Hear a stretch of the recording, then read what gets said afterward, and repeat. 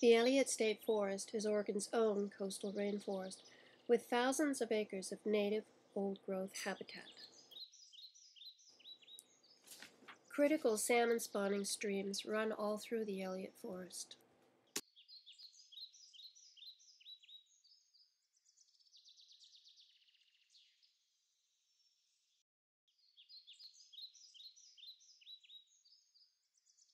Interviewing Frances Eatherington, and she is the conservation director for Cascadia Wildlands, and we're here today to talk about the forest management plan that's being proposed for the Elliott State Forest, and maybe in a little bit later we'll be able to talk about an upcoming cut that's happening at the Melcoma Between.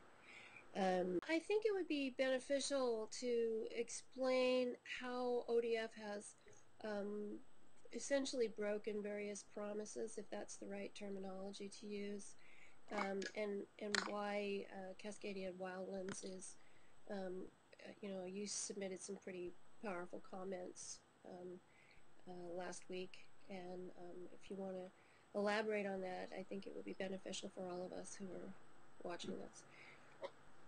Well, currently, ODF, Oregon Department of Forestry, is managing the Elliott State Forest under a habitat conservation plan. This is a plan that was agreed upon in 1995, and it's a 60-year plan on how to protect endangered species on the Elliott.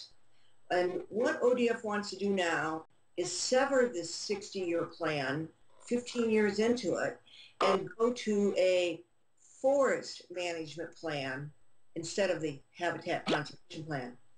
A forest management plan is a plan that does not need any agreement from federal scientists on how to protect endangered species.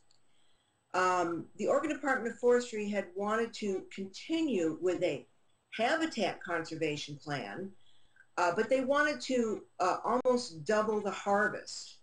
And the federal scientists that oversee the protection of the marbled murrelet and the spotted owl thought that it wasn't a good habitat conservation plan. It increased logging too much. And they wouldn't sign off on it. And that also goes for the National Marine Fisheries Service, who oversees the protection of the coho salmon.